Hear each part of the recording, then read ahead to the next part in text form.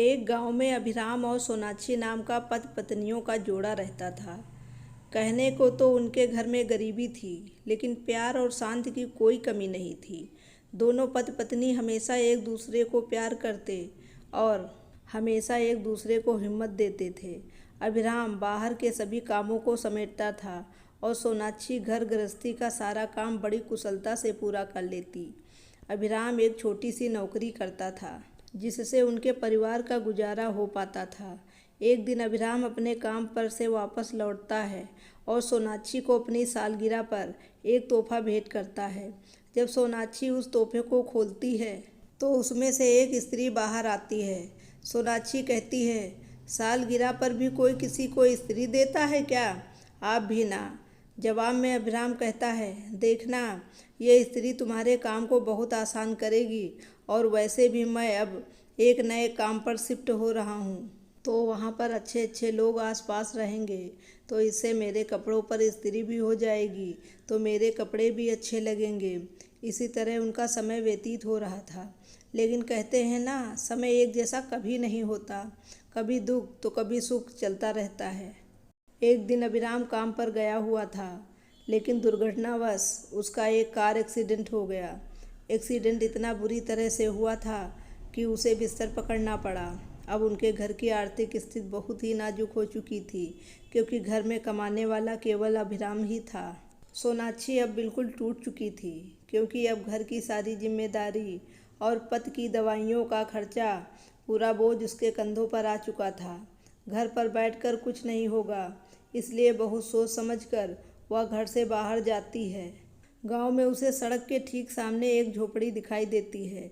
वह उस झोपड़ी में जाती है और स्वादिष्ट आमलेट भंडार का एक बोर्ड टांग देती है। सोनाक्षी की एक कला बहुत अच्छी थी, वो आमलेट बहुत ही स्वादिष्ट बनाती थी।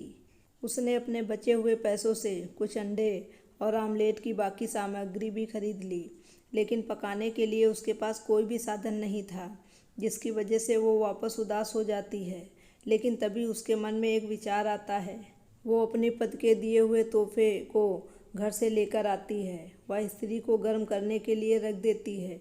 थोड़ी देर में ही स्त्री गर्म हो जाती है। तब तक वो आमलेट के लिए अंडे और उसके घोल को तैयार करती है। वह तुरंत इस घोल को स्त्री पर डालती है। स्त्री गर्म होने के कारण वह तुरंत आमलेट पका देती है।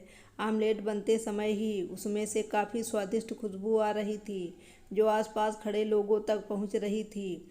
लोग उस खुशबू को सूंघकर सोनाक्षी की झोपड़ी की तरफ बढ़ते हैं और थोड़ी ही देर में काफ़ी भीड़ इकट्ठा हो जाती है। सोनाक्षी एक एक करके इसी तरह आमलेट पकाती और लोगों को देती जाती। उसका काम धीरे धीरे फैलने लगा। लोग आमलेट खाते और अपने दोस्त रिश्तेदारों को भी बताते, जिससे और भी ज़्यादा लोग सोनाक्षी की झोपड़ी तक पहुंच पाते। धीरे धीरे उसका व्यवसाय बढ़ता गया और उसने एक बड़ा सा ढाबा भी खोल लिया। अच्छी स्वादिष्ट आमलेट के किस्से अब अखबारों पर भी छपने लगे। अब सोनाक्षी के पास काफ़ी पैसे थे। धीरे धीरे उनकी आर्थिक स्थिति भी सुधरती गई और उसने अपने पति का भी ठीक से इलाज करवाया। अभिराम अपनी पत्नी की काबिलियत और तेज़ दिमाग को देखकर काफ़ी खुश हुआ। वे दोनों हॉस्पिटल से घर वापस आए। अभिराम अब बिल्कुल ठीक था, तो वह वापस अपने काम पर जाने लगा। दोस्तों, पूरी कहानी सुनने के लिए आपका बहुत बहुत धन्यवाद। आपसे एक निवेदन है कि आपको अगर कहानी पसंद आई हो तो इस वीडियो को लाइक करिएगा और मेरे चैनल को सब्सक्राइब ज़रूर करिएगा। Thank you very much.